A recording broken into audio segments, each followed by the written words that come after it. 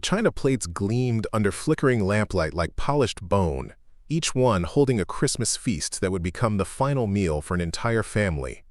In the sprawling ranch house of Copper Ridge Estate, 12 voices raised in holiday prayer, oblivious that their housekeeper had already determined their fate with sage, butter, and something far more sinister. This isn't merely another account of antebellum vengeance. It's the chronicle of how one woman transformed a sacred celebration into a deliberate attack against those who believed themselves untouchable. The frigid evening of December 25, 1852 found Richmond's elite ranching society gathered in warmth and luxury, toasting to prosperity built on suffering they refused to acknowledge. But Eliza moved through that festive scene like smoke through timber, carrying platters laden with tradition and death in equal measure. What followed would shatter the carefully constructed lies of an entire community and force a reckoning that no one saw coming. Before we jump back in, tell us where you're tuning in from, and if this story touches you, make sure you're subscribed, because tomorrow I've saved something extra special for you. The December wind howled across the Montana plains like a wounded animal, but inside the main house at Copper Ridge Estate, warmth radiated from 3 massive fireplaces that crackled with imported hickory logs. Crystal decanters caught the amber glow of oil lamps, casting dancing shadows across walls adorned with mounted elk heads and oil paintings of ancestors who'd never set foot west of the Mississippi.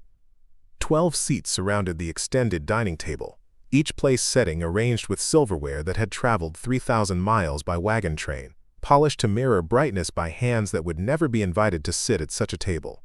The air hung heavy with the scent of roasted goose, cinnamon spice cider, and pine boughs cut fresh that morning from the surrounding forest. Laughter echoed through the high-ceilinged room as Richmond's most prominent ranching families gathered to celebrate Christmas with the Harrington clan, unaware that their hostess had spent the previous week transforming holiday traditions into instruments of execution. Eliza navigated this scene of frontier opulence with the practiced invisibility of someone who'd learned that survival meant becoming background scenery. At 31, she possessed what the Harrington family called refined features, a euphemism that barely concealed their awareness that her light brown skin and sharp intelligence made her simultaneously indispensable and threatening to their carefully maintained social hierarchy. Her hands, scarred from years of handling cast-iron cookware and scalding wash water, moved with mechanical precision as she refilled wine glasses and adjusted serving platters. Those same hands had spent 7 nights grinding carefully harvested roots and seeds into powders so fine they dissolved completely into rich gravies and sweetened custards. The head table commanded attention like a throne room, positioned beneath a chandelier that had required 6 oxen to transport from St. Louis. Seated in descending order of inheritance sat the 3 Harrington heirs who represented the future of the largest cattle operation in the Montana Territory. Harrison Harrington, 24, eldest son, destined to inherit 12,000 acres and the main ranch house, sat at the center, his barrel chest straining against an embroidered vest that cost more than most families earned in 6 months. To his right lounged his brother Stephen, 21, who would receive the northern grazing lands and the lucrative contracts with the Army fort at Helena. Completing this trinity of privilege sat their cousin, 20-year-old Benjamin Crawford, heir to the family's freight company that controlled supply routes throughout the territory. Eliza had served the Harrington household for 16 years, ever since the family had purchased her along with a shipment of household goods in St. Louis. She knew Harrison preferred his whiskey neat and his meat barely cooked. She knew Stephen had a weakness for sweet potato pie and always requested seconds. She knew Benjamin couldn't resist any dish prepared with wild honey, which he claimed reminded him of his Kentucky upbringing. More importantly, she knew which of them had forced open her cabin door during long winter nights, and which of them had threatened to sell her infant daughter south if she ever spoke of these violations to anyone who might intervene. Most critically, she knew the Harrington family's treasured recipe for Christmas goose, a preparation that required 2 days of brining, a dozen different herbs, and a particular combination of spices that could mask almost any other flavor when applied with sufficient skill. The evening unfolded with the mechanical predictability of a music box. Eliza appeared and vanished from the dining room, maintaining the temperature of mulled wine, ensuring that each course arrived at the precise moment when appreciation would be highest. The guests lavished praise on the meal with the enthusiasm of people who'd endured months of salt pork and hardtack. The roasted goose glistened with herb butter. The fresh bread, a luxury in this remote corner of the territory, arrived warm enough to melt the imported butter spread across each slice. The candied yams dissolved on the tongue like autumn sunshine transformed into edible form. But Eliza's focus remained locked on the head table, where the three young heirs held forth about expansion plans, new breeding stock, and the bright future that stretched before them like an endless prairie. "The Army contracts alone will triple our revenue," Harrison proclaimed, raising his crystal goblet in a toast that sparkled like captured starlight. "To the Harrington legacy, may it endure for generations." The glasses rang with crystalline clarity as they touched. The wine flowed like liquid rubies, and Eliza counted the minutes until the final course would seal their fate. She had learned her craft from old Samuel, the estate's former cook who'd died 3 winters past during a pneumonia outbreak that had claimed half the household staff. Before his death, Samuel had shared knowledge passed down through generations of people who'd survived by understanding which plants could heal and which could harm. He'd taught her about foxglove flowers that grew wild in the mountain valleys, about the seeds of the Jimson weed plant that cattle ranchers spent fortunes trying to eradicate from their pastures, and about how certain mushrooms that appeared after autumn rains could produce symptoms that physicians would interpret as natural illness rather than deliberate poisoning. The Christmas pudding commanded reverent silence as Eliza wheeled it into the dining room on a serving cart. Guests gasped at its magnificence, a towering construction of dried fruits, spices, and brandy that had been aging since October, wrapped in cloth soaked with spirits, and stored in the cool darkness of the root cellar. The Harrington matriarch, Victoria, clapped her hands in delight at this crowning achievement of frontier domesticity. Her husband beamed with the satisfaction of a man whose wealth could procure luxuries even in the wilderness. As Eliza began portioning generous servings, ensuring the largest portions reached the 3 young men who embodied the family's future, she experienced no triumph or satisfaction. This wasn't revenge in any traditional sense. It was strategic warfare conducted with patience and precision against an enemy that had never imagined the conquered might someday strike back. The poison had required months of careful experimentation. Too little, and her plan would collapse into mere illness, easily treated by the doctor who made monthly rounds through the ranching communities. Too much, and the symptoms would manifest with suspicious speed, raising questions about timing and causation that might expose her role before the damage was complete. She'd spent the autumn testing combinations on the rats that infested the grain storage, refining dosages until she achieved the perfect balance, something that would take hold gradually, allowing the celebration to conclude before the reckoning began. As the final spoonful of pudding disappeared and the guests began retiring to the parlor for brandy and cigars, Eliza cleared the table with her usual mechanical efficiency. She collected the empty plates, the lipstick-stained goblets, the crumpled napkins that would soon become evidence of something far more catastrophic than holiday indulgence. By midnight, the dining room stood empty except for the lingering scent of cinnamon and the steady tick of the grandfather clock that had survived the journey from Boston, counting down the final hours of the Harrington dynasty. The first screams would come at dawn, tearing through the winter silence like gunshots across frozen ground. But what Eliza couldn't have predicted was how one guest's unexpected aversion to rich foods would unravel her carefully constructed plan, transforming her act of calculated justice into something far more complicated than simple execution. The consequences would force her into an alliance she'd never imagined possible, with someone whose survival would either become her salvation or her final condemnation. Drop a comment and let us know where in the world you're watching from and what time it is there. We love seeing our global community come together for these stories. If you're finding this case as chilling as we are, hit that like button and make sure you're subscribed, because what happens next will change everything you think you know about this story. The path that led Eliza to that Christmas dinner had been paved with 16 years of accumulated grievances, each one carefully stored in memory like ammunition waiting for the right moment to be deployed. Her journey to Copper Ridge Estate had begun in 1836, when she was 15 years old, sold at a St. Louis auction house to settle the debts of a failed tobacco plantation in Missouri. The Harrington family had purchased her not for field work, but for her documented literacy and training in household management. skills that made her valuable in a territory where educated domestic workers were rare as summer snow. The Montana Territory in 1852 existed in a strange legal twilight zone regarding human bondage. While officially part of the expanding western frontier where slavery remained contested, isolated ranching operations like Copper Ridge functioned as independent fiefdoms, where federal law held little practical authority. The nearest marshal operated 200 miles south in Denver, and territorial governance consisted mainly of wealthy landowners making decisions that affected everyone within a day's ride of their property. The Harrington family had brought their peculiar institution west with them, along with their furniture, their breeding cattle, and their unshakable conviction that ownership of other humans represented not moral failing but economic necessity. Preparing and narrating this story took us a lot of time, so if you are enjoying it, subscribe to our channel. It means a lot to us. Now back to the story. Eliza's intelligence had made her simultaneously invaluable and vulnerable.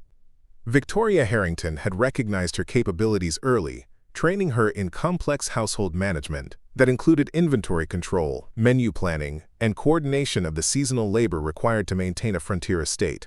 This education came with constant reminders that knowledge was a privilege that could be revoked instantly if Eliza ever forgot her place in the household hierarchy. She learned to read account ledgers while pretending she couldn't read the letters that arrived from back east. She mastered French cooking techniques while feigning ignorance of the French language in which the family sometimes discussed sensitive matters. She became an expert in the art of knowing everything while appearing to understand nothing. The three Harrington heirs had grown from annoying boys into dangerous men under her watchful service. Harrison, the eldest, had inherited his father's aggressive temperament and business acumen, along with an entitlement that manifested in increasingly bold violations of boundaries that should have been sacred. He'd first forced entry into Eliza's cabin when he was 17, returning home drunk from a trip to Helena and deciding that proximity and ownership constituted sufficient consent.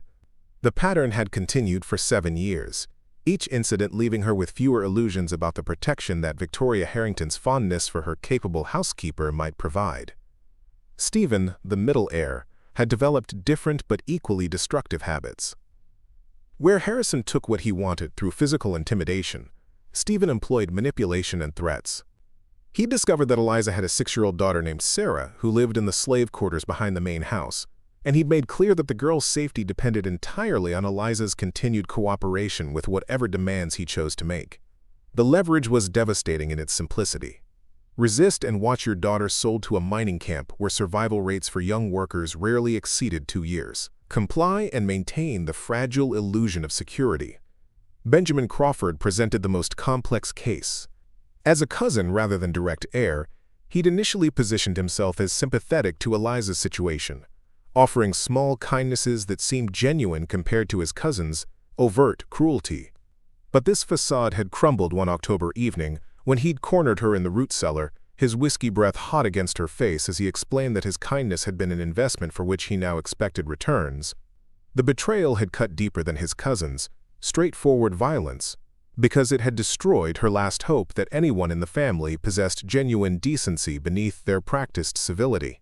Humbly, the catalyst for Eliza's plan had come 6 months earlier in June of 1852, when Victoria Harrington had announced plans for a Christmas celebration that would host the territory's most prominent ranching families. The event would serve multiple purposes, demonstrating the Harrington family's continued prosperity, introducing Harrison to potential marriage prospects from other wealthy households, and solidifying business relationships that would secure the family's dominance for another generation. Victoria had tasked Eliza with planning every detail of the feast, from menu selection to table arrangements, providing her with unprecedented authority over the logistics of the celebration.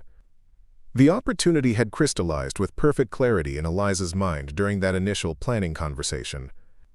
Victoria wanted a Christmas dinner that would be remembered throughout the territory for years to come. Eliza would ensure that wish came true, though not in the manner Victoria imagined. The preparation had required meticulous research and patient experimentation. Old Samuel's knowledge had provided the foundation, but Eliza needed to adapt his teachings to her specific requirements. She needed poisons that could be incorporated into rich, heavily spiced foods without detection. She needed substances whose effects would delay long enough to avoid immediate suspicion, but remain potent enough to ensure lethality. Most critically, she needed combinations that would produce symptoms resembling natural illness rather than obvious poisoning. The Montana wilderness provided abundant resources for someone who knew where to look. Foxglove grew wild in the mountain meadows, its elegant purple flowers concealing digitalides that could stop a heart when administered in sufficient quantities. Water hemlock thrived along the creek beds that ran through the property, its roots containing cycutoxin that attacked the nervous system with devastating efficiency. Death camas, a plant that resembled edible wild onions, produced alkaloids that caused respiratory failure when consumed in concentrated form. Eliza had spent the autumn conducting careful experiments, testing combinations and dosages on the rat population that plagued the grain storage buildings. She'd documented which mixtures acted fastest, which produced the most violent symptoms, and which could be most effectively disguised in strongly flavored dishes. The testing had been grimly scientific, transforming her cabin into a makeshift laboratory, where mortality rates and symptom progression were tracked with the precision of a trained physician.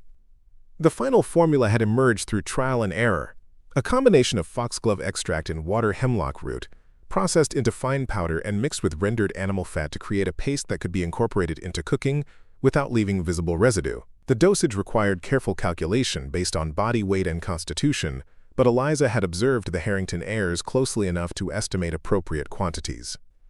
Too much and the effects would be obviously unnatural, too little and they might survive with nothing worse than severe illness. The margin for error was narrow, but her months of preparation had given her confidence in her calculations. The moral weight of what she planned never disappeared entirely, but Eliza had made peace with it through a kind of brutal arithmetic. 3 men would die to prevent the suffering they would inflict on countless women over the remaining decades. The violence she was planning was terrible, but it paled against the accumulated violence of the system that had created the necessity for such desperate measures. She wasn't seeking revenge in any simple sense. She was conducting a strategic strike against future atrocities, eliminating threats before they could claim additional victims. The weeks leading up to Christmas had been consumed with logistical preparation disguised as normal holiday planning. Victoria had approved every menu selection, never suspecting that certain ingredients served dual purposes. The Christmas pudding required brandy, spices, and dried fruits that would mask the bitter undertones of plant toxins. The goose preparation involved an herb butter mixture that could incorporate rendered fat containing concentrated alkaloids. Even the mulled wine that would flow throughout the evening could carry trace amounts of poison, supplementing the primary doses delivered through food. As Christmas Day approached, Eliza had experienced a strange calm that she recognized as the peace that comes from irreversible commitment. There would be no turning back once the feast began, no opportunity to reconsider or reverse the consequences of her actions. The 3 heirs would consume their final meals, laugh their final laughs, and toast their glorious futures that would never arrive. And Eliza would watch it all unfold with the patient attention of someone who'd spent 16 years learning to hide every emotion behind a mask of perfect servitude. What she couldn't anticipate was how incomplete success would prove more dangerous than total failure, creating complications that would force her into alliances she'd never imagined, and confrontations that would expose truths the entire community had spent decades pretending not to see. Christmas morning arrived with temperatures so cold that frost patterns had formed on the inside of the window panes, transforming glass into abstract art composed of ice crystals that glittered in the weak winter sunlight. Eliza had been awake since 4 in the morning, stoking fires throughout the main house and beginning the intricate preparations for the feast that would unfold over the next 12 hours. Every movement had been rehearsed mentally dozens of times, every action designed to appear completely normal, while executing a plan that would alter the course of multiple lives before midnight arrived. The kitchen had become her command center, a domain where she exercised authority that extended to the 3 additional workers brought in to handle the extraordinary demands of serving 12 guests a formal Christmas dinner. Young Linda Walker, barely 19, had been assigned to vegetable preparation. Grace Harris, a woman in her 40s who worked primarily in the laundry, would assist with dishwashing and cleanup. Hannah Clark, who normally tended the household garden, had been recruited to help with serving duties. None of them suspected that their ordinary tasks were providing cover for something far more sinister. Eliza had structured the workflow to ensure she maintained direct control over the most critical preparations. The Christmas pudding, which had been aging since October, required only final preparation and the addition of brandy sauce that Eliza would prepare personally. The goose needed basting every 30 minutes with herb butter that only Eliza would handle. The wine service would be managed exclusively by her, ensuring that no one else could accidentally discover or interfere with the carefully calibrated additions she'd planned. The morning progressed with mechanical efficiency. Linda peeled potatoes and carrots, her young hands moving quickly while she chattered about her hopes of someday working in a hotel kitchen in Helena, where she might earn actual wages instead of the subsistence provided by the Harrington household. Grace scrubbed pots with the resigned silence of someone who'd long ago stopped hoping for anything beyond survival. Hannah practiced carrying serving trays, nervous about her unfamiliar role in formal dinner service, but determined to avoid any mistakes that might result in punishment. By noon, the main house had filled with arriving guests who'd traveled from ranches as far as 50 miles away, bundling against the December cold in furs and heavy wool coats. The parlor buzzed with conversation about cattle prices, territorial politics, and speculation about whether the railroad would eventually reach this remote corner of Montana. The Harrington family circulated among their guests with practiced hospitality, accepting compliments about the magnificent home they'd built in the wilderness and the civilized life they'd managed to maintain despite their isolation from Eastern refinement. Eliza moved through these gatherings like water flowing around stones, refilling coffee cups and offering fresh pastries while remaining functionally invisible to people engaged in more important conversations. She noted which guests consumed alcohol heavily and which abstained, information that would prove valuable when the investigation inevitably began. She observed the dynamics between families, cataloging alliances and rivalries that might influence how people responded to the coming tragedy. The afternoon preparations intensified as dinner approached. The goose emerged from the oven with skin bronzed to perfection, crackling with rendered fat and herbs that filled the kitchen with aromas that made even Eliza's co-workers sigh with appreciation. The final basting required her specially prepared herb butter, a mixture she'd created that morning by carefully blending the rendered fat containing her concentrated toxins with fresh herbs, garlic, and a touch of honey that would mask any residual bitterness. She worked alone during this critical phase, having sent the other workers to set the dining table and prepare serving platters. Her hands moved with practiced precision as she brushed the poisoned mixture across the goose's surface, ensuring even coverage while calculating dosages based on which portions would be served to which guests. The breast meat, which would go to Harrison as the honored eldest heir, received the heaviest treatment. The thigh portions, destined for Stephen, got slightly less but still lethal quantities. The wing and leg sections for Benjamin carried enough toxin to sicken severely, even if not immediately fatal. The Christmas pudding presented different technical challenges. Its dense texture and strong flavoring from brandy and spices made it ideal for disguising foreign substances, but the serving size needed careful control to ensure proper dosing. Eliza had prepared a brandy sauce that incorporated her toxin mixture, planning to pour it generously over the portions served to the 3 heirs, while using a clean sauce for the other guests. The deception required split-second timing and absolute confidence in her ability to remember which sauce container held which preparation. As 6 o'clock approached, Eliza assembled the other workers for final instructions. Her tone carried the authority of someone who'd managed countless formal dinners, betraying nothing of the deadly purpose underlying her meticulous planning. Linda, you'll bring the vegetable dishes from the warming oven when I signal. Grace, you'll follow with the bread baskets. Hannah, you'll assist me with wine service, but only when I specifically direct you. Is everything clear?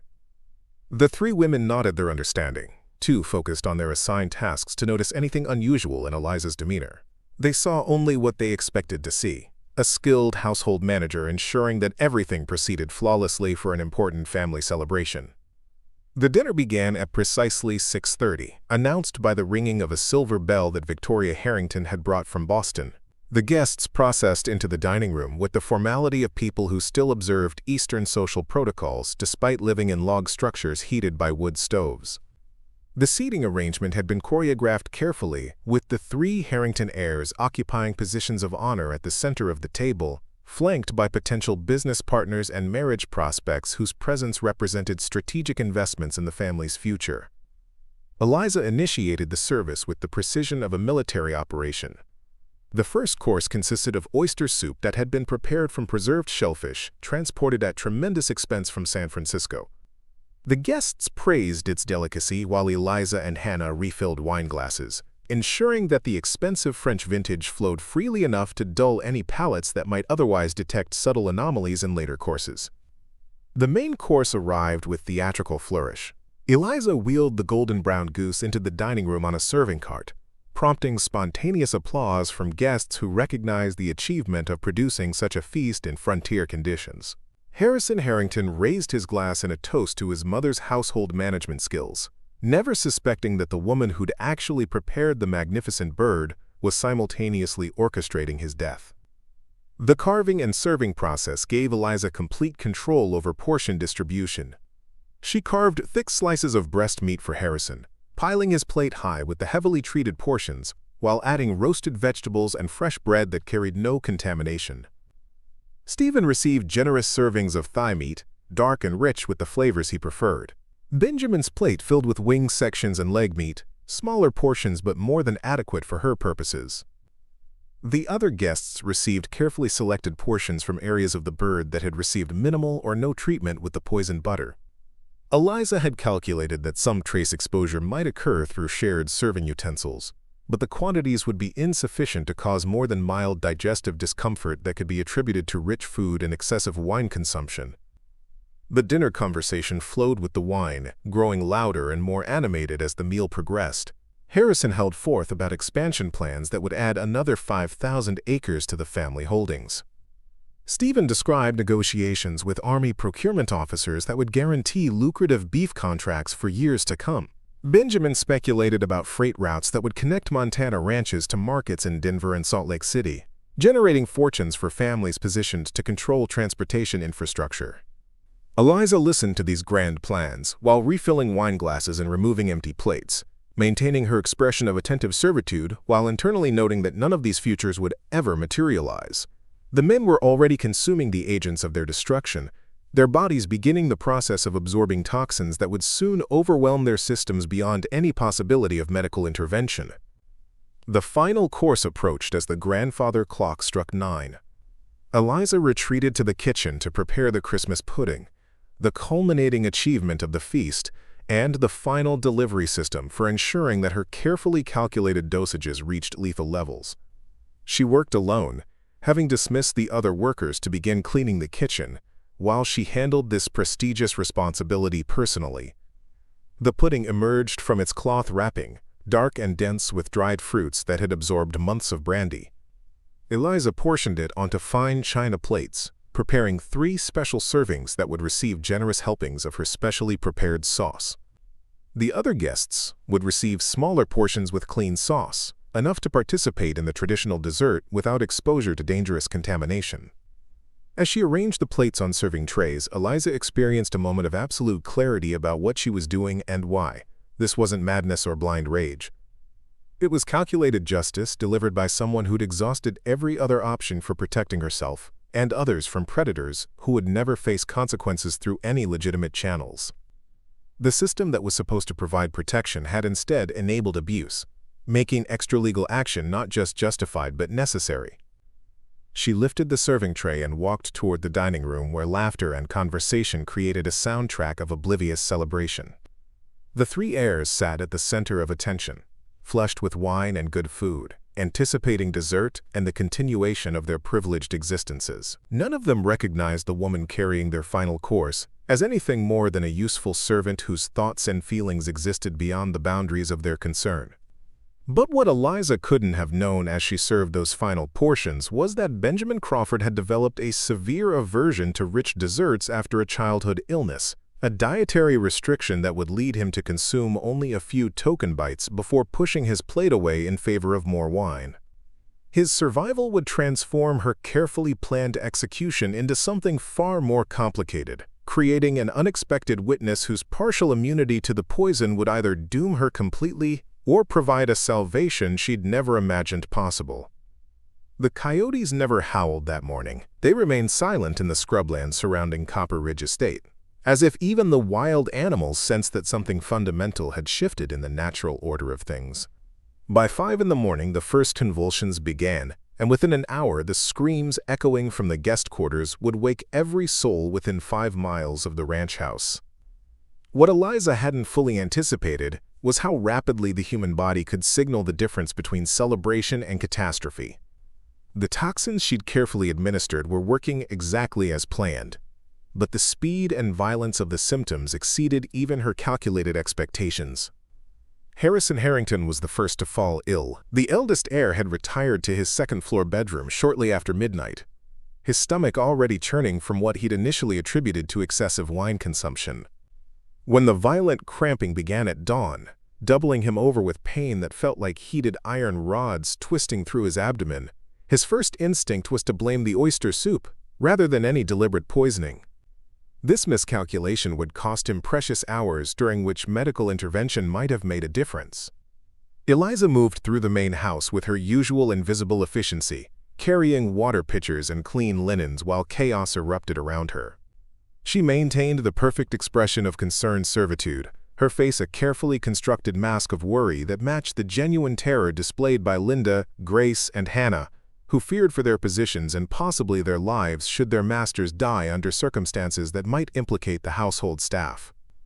The symptoms manifested with the precision she'd engineered through months of experimentation. First came the nausea, waves of it that left the victims retching until nothing remained in their stomachs except bile and blood-tinged fluid. Following closely came severe abdominal pain that caused grown men to curl into fetal positions, crying out for relief that no amount of laudanum could provide. The poison she'd selected worked by attacking multiple organ systems simultaneously, creating the appearance of acute food poisoning common enough after rich feasts that initial suspicions would focus on spoiled ingredients or contaminated water rather than deliberate sabotage. But Benjamin Crawford presented the complication that would ultimately unravel her perfect plan. The 20-year-old had always been particular about desserts, often leaving them untouched in favor of more wine or conversation. On this particular evening, he'd consumed only 3 small bites of Christmas pudding before pushing his plate away, commenting that the richness was unsettling his stomach after such an elaborate meal. His limited exposure to the final high-dose delivery meant his symptoms, while uncomfortable, remained manageable compared to the violent illness consuming his cousins. The difference was stark and would prove impossible to ignore. While Harrison and Stephen writhed in agony that suggested something far beyond ordinary digestive distress, Benjamin suffered only severe nausea and a pounding headache that he attributed to excessive wine consumption. The disparity would raise questions that Eliza had hoped to avoid. Dr. Michael Miller arrived at Copper Ridge by 9 in the morning, his black medical bag clutched tightly as he surveyed a scene that defied his 15 years of frontier medicine. 2 young men lay in separate bedrooms, their faces ashen and bodies racked with spasms that suggested something far more sinister than typical food poisoning. The third heir sat propped against pillows, clearly ill but conscious and able to communicate, creating a puzzle that Miller's medical training struggled to explain. "I've treated cholera, typhoid, and every manner of stomach complaint known to frontier life," he confided to Thomas Harrington, the family patriarch who paced the hallway with the agitated energy of a man watching his dynasty crumble before his eyes. But this is something else entirely. The onset was too sudden, too severe, and it's affected primarily the young men who sat at the head table last night. Eliza lingered near the doctor's conversation, ostensibly organizing medical supplies while absorbing every word. Miller was more perceptive than she'd anticipated, his questions becoming increasingly specific about the timeline of symptoms and the commonalities between victims. He'd already begun making notes about which dishes each victim had consumed in what quantities, creating a matrix of exposure that might eventually reveal patterns she'd hoped would remain obscured. The ranch foreman, Joseph Taylor, had already begun questioning the kitchen staff with the methodical brutality of a man accustomed to extracting information through intimidation. Eliza watched him corner Grace Harris against the brick wall of the summer kitchen, pressing her for details about every ingredient used in the Christmas feast, while implying that someone's negligence or malice had poisoned the Harrington heirs. "Somebody contaminated that food," Taylor declared, his voice carrying across the courtyard where household workers had gathered in nervous clusters. "And when I find out who, they'll face justice that'll make them wish they'd never been born." The irony wasn't lost on Eliza. She'd spent 16 years wishing she'd never been born into bondage, and now she'd created a situation where others might share that sentiment. The investigation was taking shape faster than she'd anticipated, driven by the Harrington family's wealth and influence that could summon resources unavailable to ordinary frontier households. By midday, Harrison Harrington was dead. The eldest heir to the ranch empire succumbed to respiratory failure at 12:43 in the afternoon, his final words a whispered plea for water that his body could no longer retain. Dr. Miller documented the death with clinical precision, while privately acknowledging that he'd never witnessed such rapid deterioration from apparent food poisoning. Stephen followed 3 hours later, his death preceded by violent convulsions that left the bed linen soaked with sweat and worse. He died clutching a rosary his mother had pressed into his hands, the religious artifact offering no protection against the toxins systematically shutting down his vital organs. His final moments were witnessed by Benjamin, who'd insisted on staying with his cousin despite his own illness, a decision that would prove consequential in ways Eliza couldn't have predicted. 2 deaths, 2 futures erased, 2 inheritances that would now pass to distant relatives who'd had no connection to Eliza's suffering. But Benjamin Crawford's survival created a problem she hadn't adequately planned for. The young man's partial immunity to the poison meant he'd witnessed something others had missed.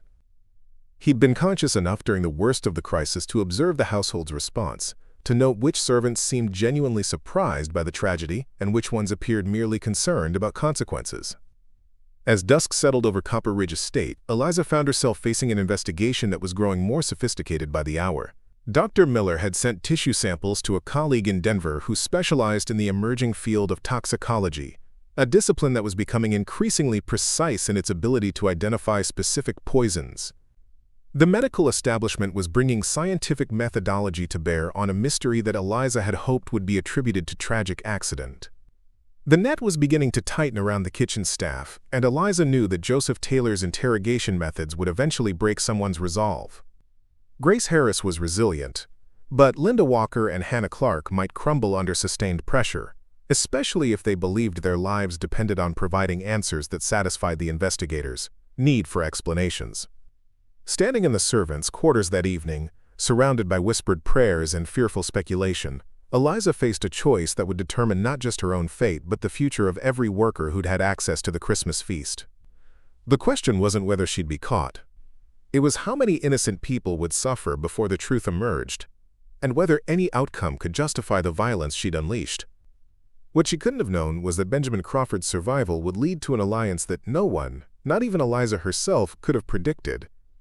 The surviving heir held information that could either condemn her completely or become her unexpected salvation, and the choice he made would force both of them to confront truths about justice, revenge, and the possibility of redemption in a system designed to make such concepts meaningless for people who existed outside the boundaries of legal protection.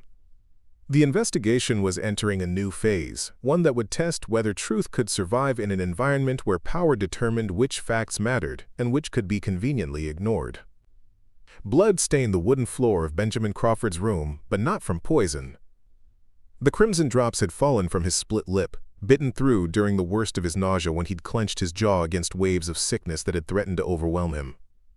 3 days after the Christmas feast, he remained bedridden but lucid, his 20-year-old mind processing details that the grief-stricken adults had overlooked in their panic and mourning. The surviving heir held information that could either damn Eliza completely or become her unexpected salvation, and the realization of this power had kept him awake through the long winter nights while his family made arrangements for 2 funerals that would attract observers from throughout the territory. Benjamin had noticed something during his illness that Dr. Miller's medical expertise had missed. While suffering through his own symptoms, he'd observed the household staff's reactions with the unusual clarity that sometimes accompanies physical distress. Most of the workers had displayed genuine shock and terror at the unfolding tragedy. Their livelihoods depended entirely on the Harrington family's well-being, and sudden deaths meant uncertain futures, potential sale to harsher employers, or worse outcomes that frontier life could deliver without warning or mercy. But Eliza's response had been different, not obviously so to casual observation.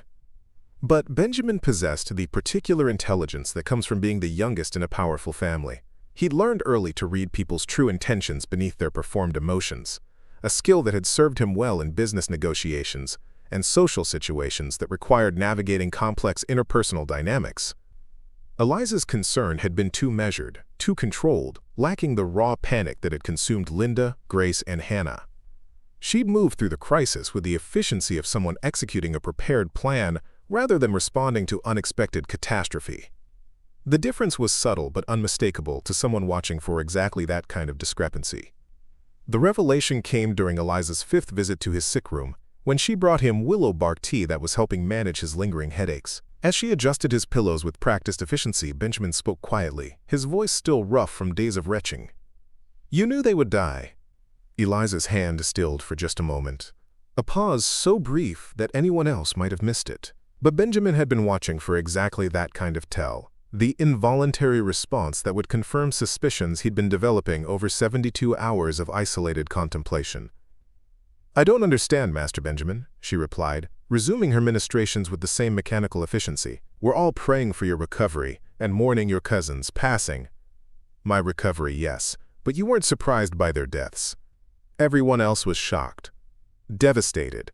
You were prepared."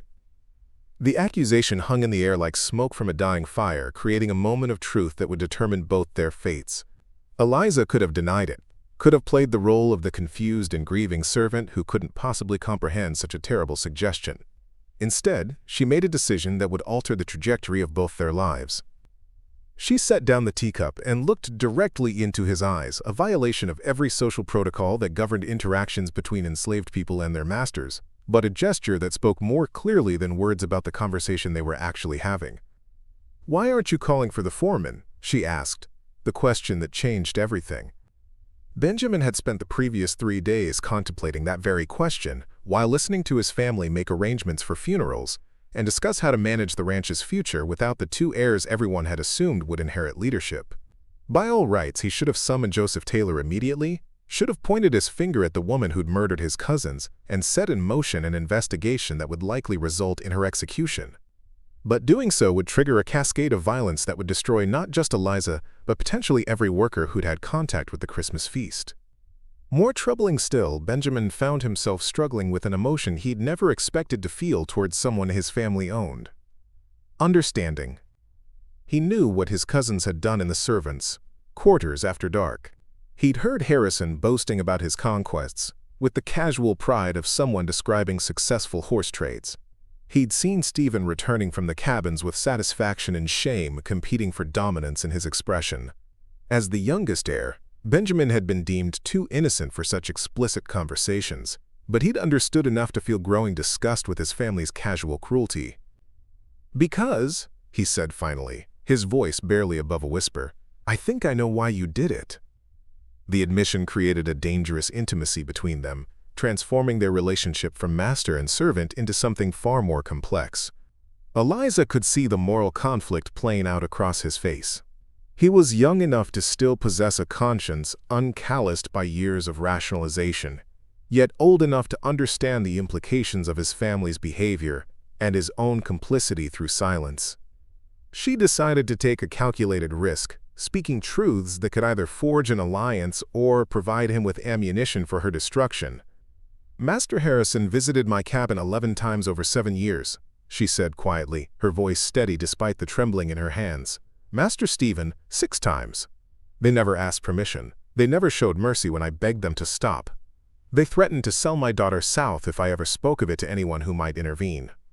Benjamin's face flushed with shame that wasn't entirely his own, but that he carried nonetheless as a member of the family that had enabled such violations. He'd suspected as much, had pieced together enough from overheard conversations and observed patterns to understand the general outline of his cousin's behavior.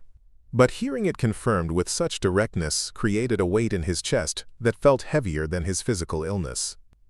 "I could have reported them," Eliza continued, her voice taking on an edge that Benjamin had never heard from her before. "But to whom? Your uncle owns the law in this territory. The nearest marshal is 200 miles away and wouldn't investigate crimes against people who have no legal standing to bring complaints. Dead men don't learn lessons, Master Benjamin. But they also don't create new victims." The logic was brutal in its clarity, and Benjamin found himself unable to counter it with anything except abstract appeals to legal process that had never provided protection for people in Eliza's position. She'd conducted a strategic strike against future atrocities, eliminating threats before they could claim additional victims. The violence was terrible, but it existed in response to violence that the legal system had not just tolerated, but actively enabled. What followed over the next hour was the most extraordinary negotiation in Copper Ridge Estate's history. Two people from opposite ends of the social hierarchy, bound together by shared knowledge that could destroy them both, working out the terms of their mutual survival. Benjamin proposed a bargain that was as pragmatic as it was morally complex. He would provide Eliza with protection from the investigation, using his status as the surviving heir to deflect suspicion and guide the inquiry toward more convenient conclusions. In exchange, Eliza would serve as his personal attendant during his recovery, giving them opportunities to refine their story and ensure their accounts remained consistent under scrutiny. Dr. Miller suspects poisoning, Benjamin explained, his voice growing stronger as his plan took shape. But if we can convince him that my cousins consumed something I avoided, perhaps contaminated preserves from a specific batch or spoiled meat that I declined because of my dietary preferences, he might stop looking for a deliberate poisoner. Eliza recognized the brilliance of the strategy. Benjamin's partial immunity to the poison could be explained by his lighter consumption of contaminated food rather than his near-complete avoidance of the final high-dose delivery. The investigation would focus on accidental contamination through negligent food storage rather than intentional murder, protecting both of them while providing the community with answers that didn't require confronting uncomfortable truths about the system that had created the tragedy. But the alliance required more than coordinated lies. It demanded that both parties trust each other with their lives, despite every social convention and power dynamic that made such trust seem impossible or even absurd. As evening shadows stretched across Benjamin's sick room, cast by oil lamps that pushed back against the early winter darkness, he asked the question that would seal their pact. What happens when I inherit everything? When this ranch becomes mine and I have the authority to change how things operate here? Eliza had no immediate answer for that question because she'd never imagined surviving long enough to see it happen. Her plan had been constructed around the assumption that execution or permanent imprisonment would follow discovery, making any future beyond the immediate crisis seem like an impossible luxury. But Benjamin's survival had opened a possibility she'd never dared consider: the chance that her act of vengeance might lead not just to justice for past crimes, but to prevention of future ones. The real test of their alliance, however, would come the following morning when Dr. Miller returned with preliminary findings from his colleague in Denver. The toxicology analysis could expose their carefully constructed deception, or it might provide them with the evidence they needed to sell their story of tragic accident. Either way, the investigation was entering a critical phase that would determine whether their unlikely partnership could withstand scrutiny from authorities determined to find explanations that satisfied both scientific inquiry and social stability. As Benjamin drifted toward sleep, exhausted by the conversation and his lingering illness, Eliza sat by the window and watched the winter stars emerge in the vast Montana sky. She'd gambled everything on a plan that had succeeded in eliminating her tormentors, but had created complications she was still learning to navigate. The alliance with Benjamin offered hope she'd never anticipated, but hope was a dangerous thing for someone in her position. It created vulnerability, opened possibilities for disappointment, and required believing that change was possible in a system designed to resist it. The next 24 hours would reveal whether moral courage could survive when confronted with institutional pressure to maintain convenient fictions, and whether two people from opposite sides of an unjust hierarchy could forge something resembling trust in the ruins of tragedy they'd both helped create. The oil lamp flickered against the cabin walls as Eliza outlined her plan to Benjamin during one of their carefully orchestrated medical consultations 3 days after the funerals. The small room she shared with 2 other household workers had become their secret meeting place, chosen because its isolation from the main house provided privacy that his bedroom could never offer. Her voice remained steady despite the magnitude of what she was proposing, a confession strategy that would save innocent lives while exposing the rot that had festered at Copper Ridge for years. Her approach hinged on a confession that was simultaneously true and false, an admission of guilt that would reframe the entire narrative in ways that forced the white community to choose between their comfortable myths and uncomfortable truths about the system that had made them wealthy. "If I confess to the poisoning," she explained to Benjamin, her words measured and deliberate. "But testify about what your cousins did to me and the other women on this estate. The territory will face an impossible choice. They can execute me and publicly acknowledge that their beloved heirs were rapists who drove a desperate woman to murder. Or they can find reasons to show mercy that don't require admitting the full truth about how frontier ranches actually operate." The brilliance of the strategy lay in its exploitation of the community's deepest vulnerability, their need to maintain moral superiority over the people they enslaved. Eliza's testimony would force them to confront the reality that their wealth and comfort had been built not just on stolen labor, but on the systematic brutalization of women who had no legal recourse, no protection, and no voice that the law recognized as legitimate. Benjamin understood the psychological warfare inherent in her approach, the way it would weaponize shame and self-interest against people who prided themselves on their Christian values and civilized behavior despite living in wilderness conditions. "They'll hate you for making them choose," he warned, his voice carrying the weight of someone who understood his community's capacity for vindictive cruelty when their self-image was threatened. "Even if they show mercy, they'll never forgive you for forcing them to see what they've always known but refuse to acknowledge." Truth was a weapon that neither side could fully control once deployed, and both of them recognized the dangers inherent in Eliza's strategy. But the alternative was worse, a quiet execution that would allow the community to maintain its comfortable fictions while sending a message to every other enslaved person that resistance would be met with swift and brutal retaliation. Eliza's plan required more than just her own testimony. It needed corroboration from other victims, women who would have to find the courage to speak publicly about violations that had been inflicted in darkness and enforced through threats that made silence seem like the only viable option for survival. This was perhaps the most dangerous aspect of her strategy, asking other women to risk their lives and their children's futures to support a version of events that might result in collective punishment rather than justice. The recruitment process began with careful conversations during evening hours when the household workers gathered in the quarters to share meals and news. Eliza approached women she knew had suffered similar abuse.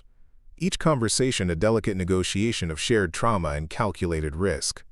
Abigail Anderson had borne a daughter with unmistakably Harrington features, a fact that everyone on the estate understood but no one discussed openly. The girl, now 8 years old, worked in the kitchen gardens under Grace Harris's supervision, her existence a constant reminder of violations that had occurred when Abigail was barely 16.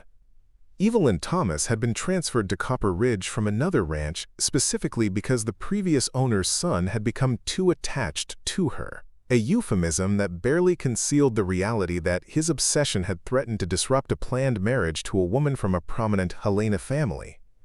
Ella White, 19 years old, still flinched whenever any of the Harrington men approached too quickly, her nervous system retaining memories of violations that her conscious mind tried desperately to suppress. Each conversation followed a similar pattern. Eliza couldn't explicitly ask them to testify under oath, because doing so would make her complicit in soliciting false statements.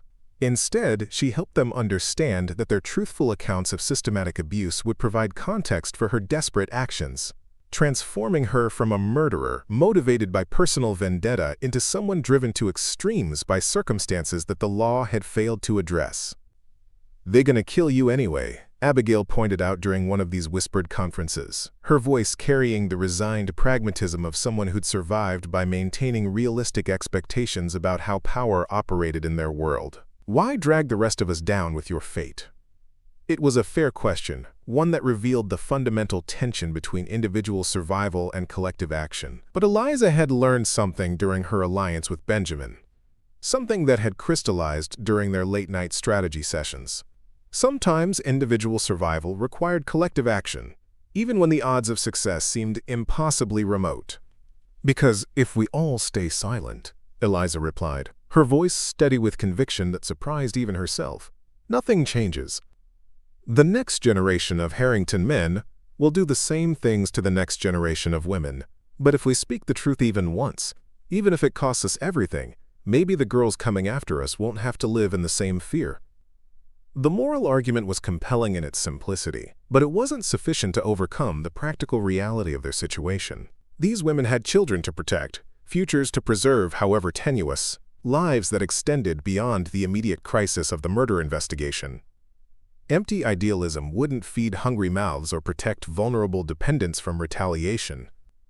Eliza's breakthrough came when she realized she needed to offer more than moral justification for the risks she was asking them to take.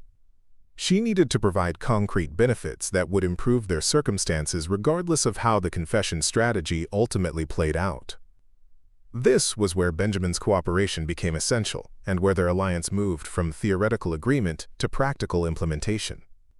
As the surviving heir to the Harrington estate, he possessed authority to make promises about future treatment of the household staff, commitments that could provide the women with tangible incentives to support Eliza's testimony.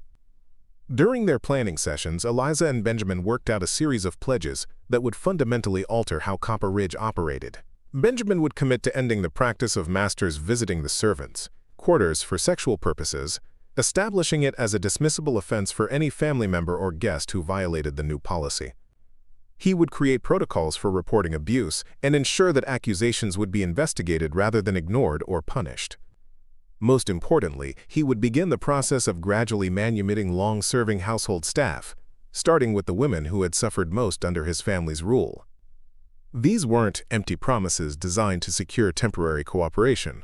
Benjamin had witnessed enough of his family's cruelty to genuinely desire reform, and Eliza's confession strategy provided him with the moral framework and practical leverage to justify changes that would have seemed radical or even treasonous under normal circumstances. The community would accept reforms framed as a grieving heir's response to tragedy far more readily than they would embrace changes presented as moral imperatives that challenged the entire social order. But the plan's success depended critically on timing and presentation. The confession couldn't appear rehearsed or coordinated. It had to emerge organically during the investigation, seeming to surprise even Benjamin with its revelations about his family's behavior, while providing him with justification for the reforms he was already planning to implement. On the morning of December 31, 1852, exactly 6 days after the Christmas feast, Eliza made her decision. She crossed the frost-covered grounds to the main house where Joseph Taylor was conducting his increasingly aggressive interrogations in the library, and she requested a private audience. Her hands trembled as she knocked on the heavy wooden door, but her voice remained steady as she spoke the words that would change everything. "Mr. Taylor, I have something to confess about the night of Christmas dinner." What followed was a confession that would be remembered throughout Montana Territory for years to come. Not because of the crime it revealed, but because of the uncomfortable truths it forced the community to confront about itself and the system that had made them prosperous, while requiring systematic brutality to maintain. Joseph Taylor's pen scratched against parchment as Eliza spoke, each word weighted with the knowledge that her testimony would either save innocent lives or condemn them all. The library's floor-to-ceiling bookshelves seemed to lean inward as she detailed not just the mechanics of the poisoning, but the years of systematic abuse that had driven her to such desperate measures. Her testimony was creating exactly the moral crisis she'd intended, forcing Taylor and the other men present to choose between simple justice and uncomfortable truth. "Master Harrison first came to my cabin when I was 15 years old," Eliza testified, her voice steady despite the trembling in her hands. "He said it was his right as the heir to his father's property. When I begged him to stop, he reminded me that I belonged to his family, body and soul, and that resistance would result in my daughter being sold to the mining camps in Nevada, where survival rates for young workers rarely exceeded 18 months. Taylor's face grew increasingly uncomfortable as the testimony continued, his usual confidence eroding as he realized this wasn't the straightforward murder confession he'd expected. This was an indictment of the entire frontier system's moral foundations, delivered with a precision that made dismissal impossible. Each detail Eliza provided was verifiable through other witnesses, making it impossible to reject as the desperate fabrication of a condemned woman. She described specific dates, circumstances, and conversations that could be corroborated by others who'd been present or who'd witnessed the aftermath of these violations. But Taylor's discomfort was minor compared to the reaction of Thomas Harrington, who'd insisted on being present for all testimony related to his sons' deaths. The elderly patriarch's face cycled through denial, rage, and finally a kind of hollow recognition that suggested Eliza's allegations weren't entirely surprising to him, merely things he'd chosen not to see or acknowledge while his sons were alive. The silence that followed each revelation spoke louder than any protest or denial.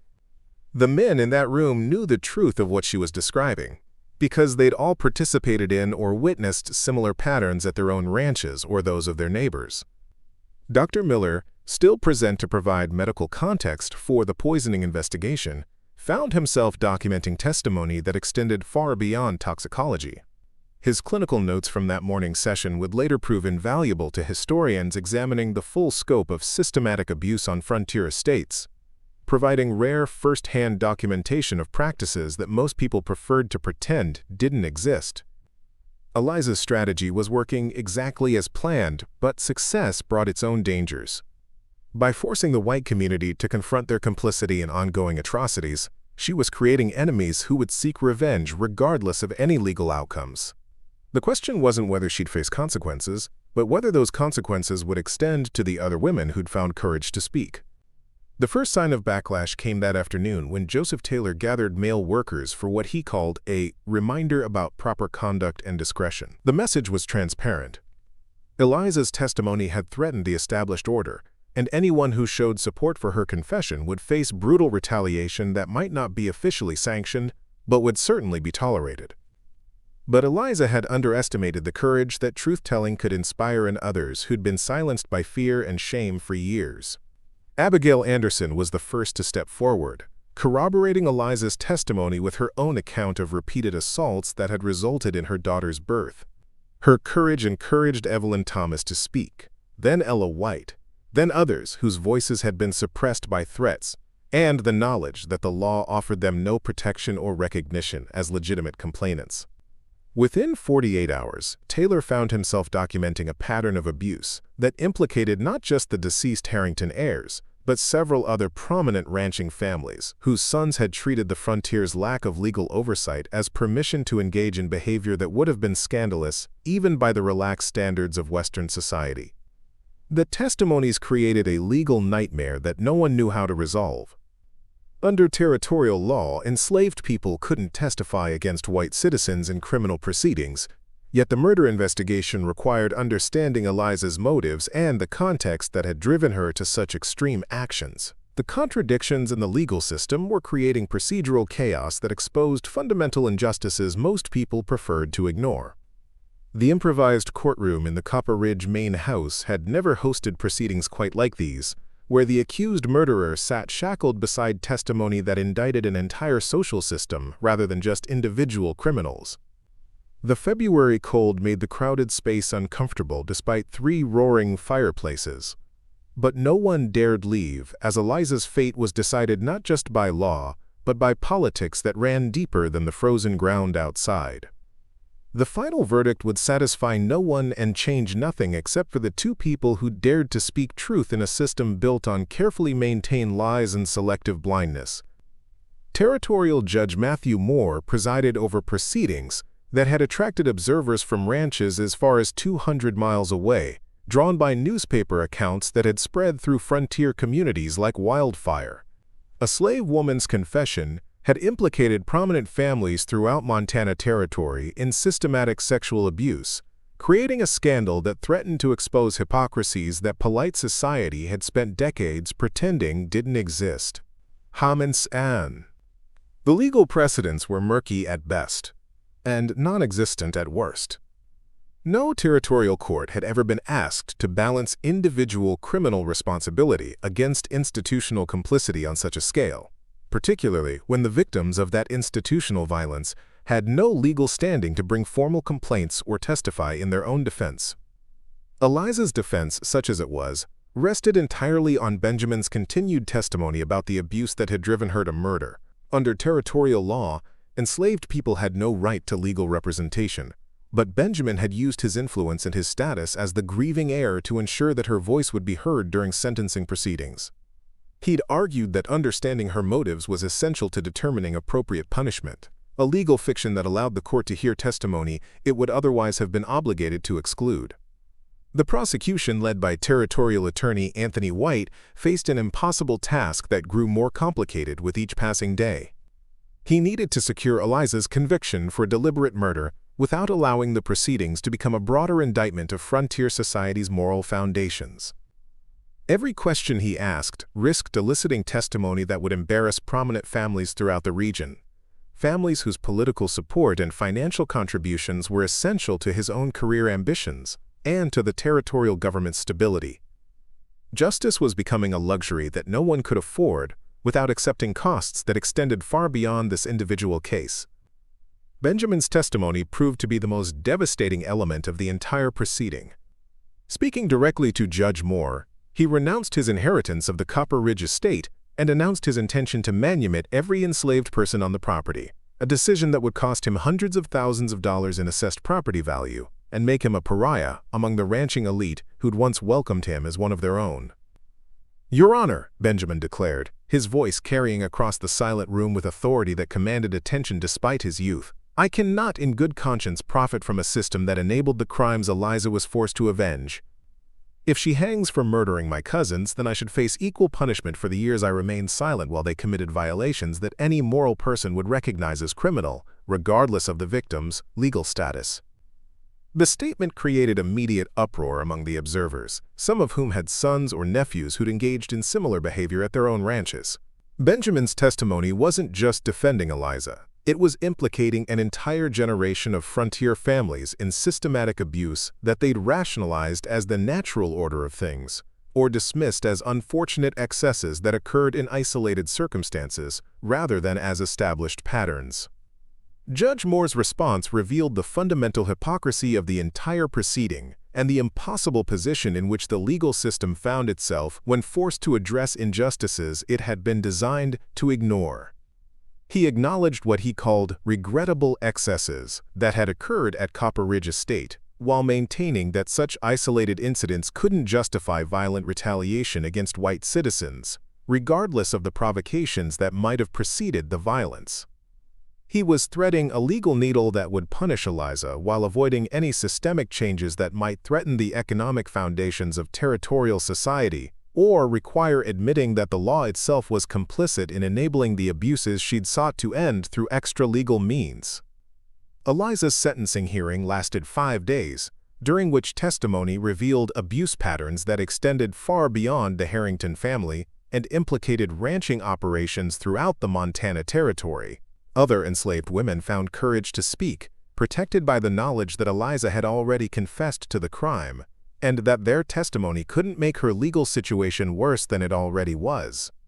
Each new account added weight to the prosecution's case while simultaneously undermining the moral authority of the system prosecuting her. But the community's patience for uncomfortable revelations was rapidly exhausting.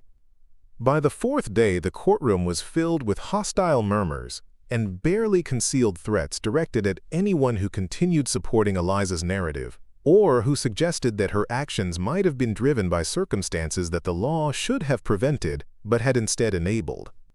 The verdict, when it finally came on the morning of February 7, 1853, reflected the impossible contradictions inherent in trying to deliver justice within a fundamentally unjust system that had been designed to protect property rights rather than human rights.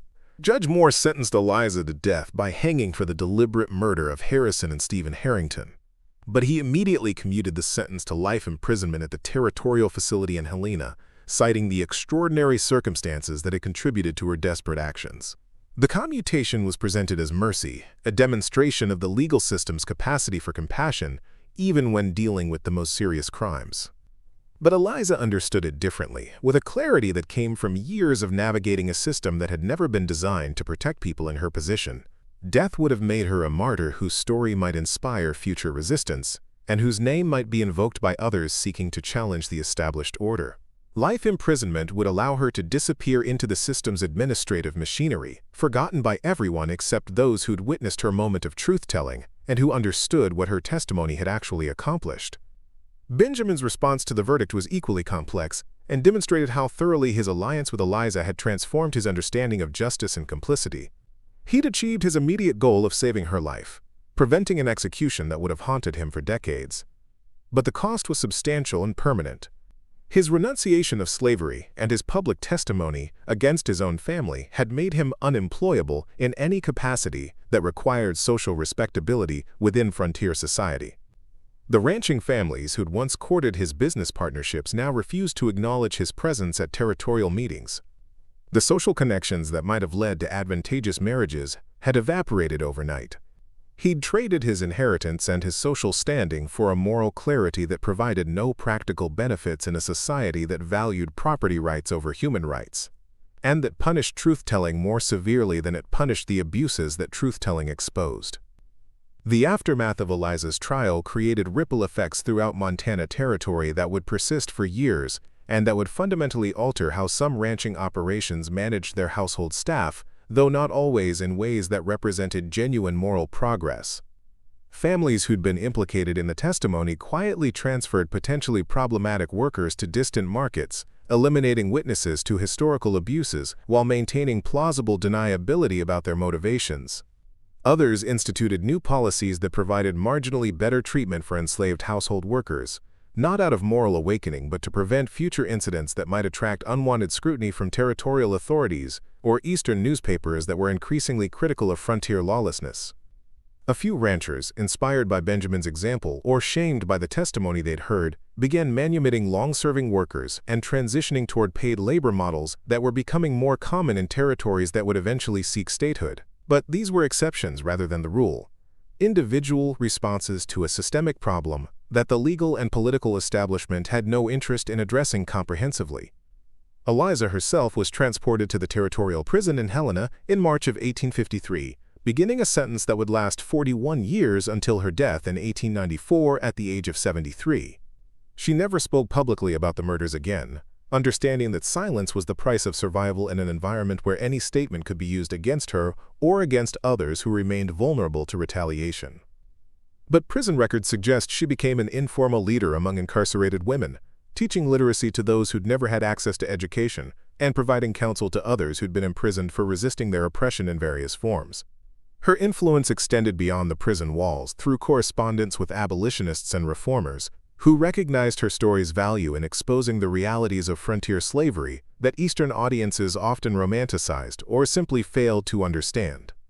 Benjamin disappeared from Montana Territory entirely within 6 months of the trial's conclusion. Some accounts suggest he traveled to California and became involved in early labor organizing efforts, using his intimate knowledge of how frontier operations functioned to support workers seeking better conditions and protections. Other sources claim he suffered a mental collapse from the trauma of testifying against his family and spent his final years in obscurity, haunted by memories of crimes he'd failed to prevent and by the knowledge that his moment of moral courage had come far too late to save the victims who'd suffered for years while he remained silent. The Copper Ridge estate itself was sold to pay debts that accumulated after Benjamin's renunciation. The property subdivided and sold to smaller operators who had no connection to its history of violence and abuse. The main house stood empty for several years before being dismantled, its imported materials scattered to buyers throughout the territory, who never learned about the horrors that had unfolded within those walls or about the Christmas feast that had become a turning point in one woman's desperate fight for something resembling justice. But Eliza's story refused to die completely, despite efforts by prominent families to suppress or discredit the testimony that had emerged during her trial. In the quarters of other ranches and in the informal networks through which enslaved people shared information and survival strategies, her name became synonymous with resistance. Proof that even the most powerless individuals could find ways to strike back at oppressors who seemed invincible, even when doing so required sacrifices that most people couldn't imagine making. The Christmas feast at Copper Ridge Estate had lasted only a few hours, but its consequences echoed through generations of families who'd learned that silence in the face of atrocity was itself a form of complicity, and that systems built on violence and exploitation could never be truly stable because they created enemies with nothing left to lose and everything to gain from disruption. Eliza's legacy lived on in the questions she'd forced people to confront, questions that remained relevant long after her death, and long after the legal abolition of slavery had supposedly resolved the moral contradictions she'd exposed. What would you do if the law offered no protection? How long would you endure injustice before violence seemed like the only remaining option? And what price would you pay to ensure that your suffering served a purpose larger than your own survival, that your resistance might create possibilities for those who came after you? These questions had no easy answers then, and they remain difficult now, reminders that justice delayed is often justice denied, and that truth has a way of surfacing even when buried beneath generations of convenient lies and selective memory. Even today, historians who study the Montana Territory's transformation from lawless frontier to organized statehood point to the winter of 1852 to 1853 as a turning point, not because laws changed immediately or because institutions reformed overnight, but because one woman's desperate act forced an entire community to confront truths they'd spent decades avoiding. The Christmas poisoning at Copper Ridge Estate became more than a criminal case. It became a moral reckoning that revealed the fundamental contradictions of a society that prided itself on civilized values, while depending on systematic brutality to maintain its economic foundations. Eliza's 41 years in the Helena Territorial Prison were marked by a quiet dignity that guards and fellow inmates alike found remarkable given the circumstances of her incarceration. She never expressed remorse for the murders, understanding that doing so would validate a legal system that had offered her no protection and no legitimate recourse against the violations she'd endured for 16 years. Instead, she focused her energy on helping other incarcerated women navigate a prison system designed to break spirits and eliminate hope. Prison records from the period, fragmented and incomplete as they are, suggest that Eliza taught literacy to more than 30 women during her incarceration, using whatever materials she could acquire to provide education that the outside world had systematically denied to people in their positions. She wrote letters on behalf of inmates who couldn't write themselves, advocating for family visits and better conditions, with a persistence that occasionally achieved small victories against an indifferent bureaucracy. Her influence extended beyond the prison walls through correspondence with Eastern abolitionists who recognized the value of her story in their broader campaigns against slavery's expansion into Western territories. Frederick Douglass mentioned her case in an 1857 speech, citing it as evidence that the institution of slavery inevitably produced violence because it denied people any peaceful means of seeking justice or protection. Harriet Tubman reportedly told associates that stories like Eliza's demonstrated why gradual reform was insufficient and why more radical action was necessary to dismantle systems that enabled such abuses. Benjamin Crawford's fate remained more mysterious, obscured by his deliberate efforts to disappear from public records, after his testimony destroyed his social standing in Montana Territory. The most reliable accounts suggest he settled in San Francisco in 1854, working as a bookkeeper under an assumed name and living modestly in a boarding house far removed from the wealth and privilege into which he'd been born. Letters discovered in 2017 suggest he maintained correspondence with prison officials in Helena, quietly sending money to ensure Eliza received better treatment and access to books and writing materials. He never married, never returned to Montana, and died in 1891 at the age of 59, leaving his modest estate to organizations working to improve conditions for incarcerated women throughout California. His obituary in the San Francisco Chronicle made no mention of his family connections or his role in one of the territory's most notorious trials, identifying him only as a, quote, quiet man of regular habits who kept largely to himself. The broader impact of the Copper Ridge case manifested in subtle but significant ways throughout the Montana Territory and beyond. Ranching families became more cautious about systematic abuses, not because their moral convictions had changed, but because they'd witnessed how such practices could create liabilities that threatened their economic interests and social standing. Some operations transitioned toward paid labor models earlier than they might have otherwise, recognizing that the legal ambiguities surrounding slavery in Western territories created risks that outweighed the benefits of unpaid labor. The case also influenced territorial legal development in ways that historians continue to debate. While Montana didn't formally abolish slavery until the Civil War forced the issue, territorial courts became more willing to consider testimony about abuse in cases involving enslaved people, creating a limited form of legal recognition that had been almost entirely absent before Eliza's trial. These changes were modest and often more symbolic than substantive, but they represented cracks in a system that had previously treated such testimony as completely inadmissible. Perhaps most significantly, the story entered the oral traditions of communities throughout the West, told and retold in the quarters and camps where people with no legal protections shared strategies for survival and resistance. Eliza became a figure of almost mythical proportions in these narratives, her careful planning and execution transformed into a cautionary tale for oppressors, and an inspiration for those seeking ways to fight back against seemingly insurmountable power.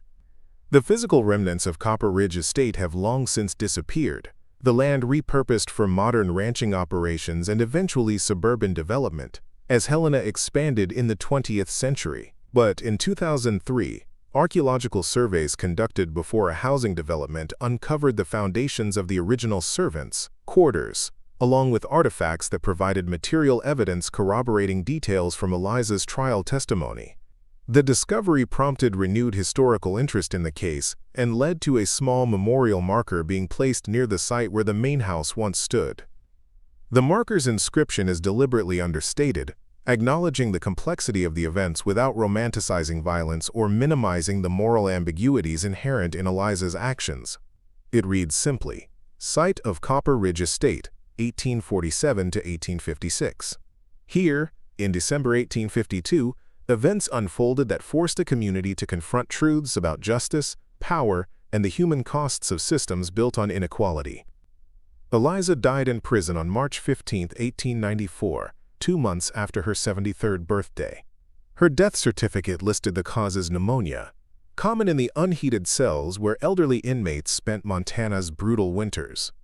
She was buried in the prison cemetery in an unmarked grave, one of hundreds of people whose final resting places were never properly documented or memorialized. But her story survived, passed down through generations as a reminder that even the most powerless individuals possess agency, that systems of oppression create their own opposition, and that justice delayed or denied will eventually seek alternative channels for expression. The questions she forced her community to confront remain relevant more than a century and a half later. How do we respond when legal systems fail to protect the vulnerable? What responsibilities do witnesses bear when they remain silent about atrocities? And what price are we willing to pay to ensure that our resistance serves purposes larger than our individual survival?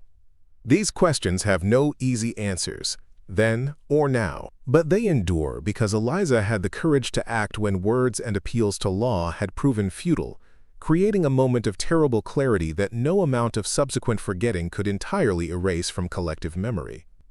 Up next, you've got 2 more standout stories right on your screen. If this one hit the mark, you won't want to pass these up. Just click and check them out. And don't forget to subscribe and turn on the notification bell so you don't miss any upload from us.